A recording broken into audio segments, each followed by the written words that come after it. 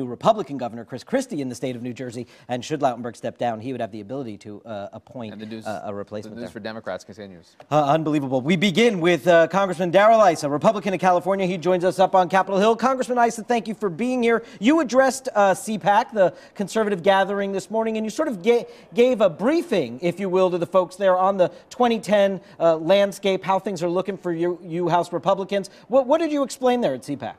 Well, I did two things. First of all, I did talk to him about the sort of good news on what's going to happen in the upcoming election, but I also talked to them about the investment that they had to make in making sure we don't mess it up again.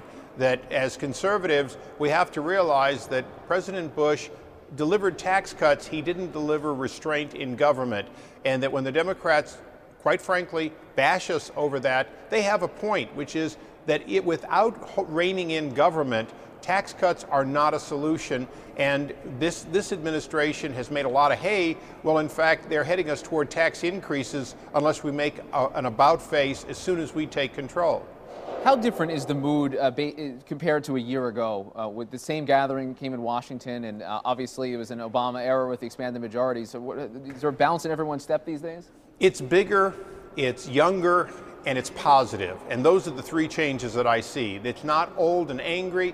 It's young, excited, and looking forward. The questions I'm being asked are questions about how do we invest in the economy for the future. President Obama has talked about the green economy. He's talked about a lot of things. These people really want to know how they're going to have the kind of jobs their parents and grandparents had, good paying domestic jobs, and in fact, clearly, as manufacturing jobs have gone away, how we're going to reverse that trend here in the United States. Congressman Issa, I want to turn your attention to the topic of Toyota. Well, you've been very involved with your committee work up in the House in looking at the Toyota issue, the recalls that have been there. And we learned that Akio Toyoda, the chairman, was going to refuse to testify before Congress about this, and then turned 180 degrees, now announces he's going to come and testify before the committee you serve on. What happened there?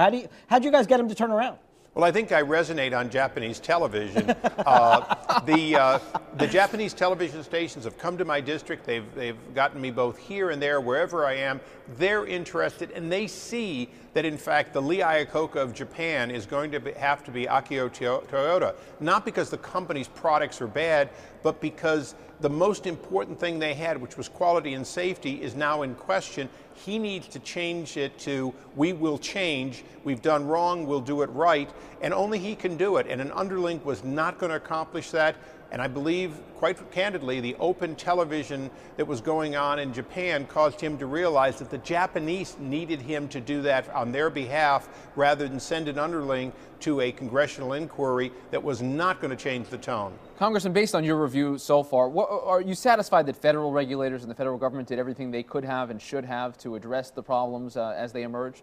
Not at all. As a matter of fact, the NHTSA, without an administrator and clearly not having made any changes over the last decade and a half, is so far behind the power curve of gathering data in a modern age around the world, coalescing it and coming up with their own opinion, and then charging the companies to make a change, that what they end up doing is they end up running through a bunch of old paper and then saying we don't have the resources to pursue things further. Clearly, it's an agency that needs to do an about face. It's the reason that we're going to have Secretary LaHood before us, and we're going to talk about what is his vision for that agency becoming a global world agency, able to see problems, for example, of the Prius in Canada and Japan, rather than wait until it bubbles up here in the United States. Looking back at the previous administration as well.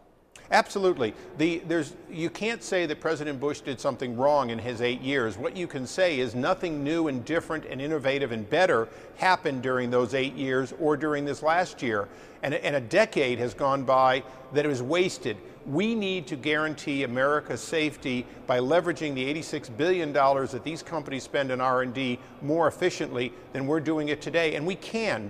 The ability to have safer cars rests to a great extent in government having better oversight. Congressman, very briefly, do you think we saw the next Republican nominee for president at CPAC this week? I don't think there's any question that you've seen or will see the next Republican nominee.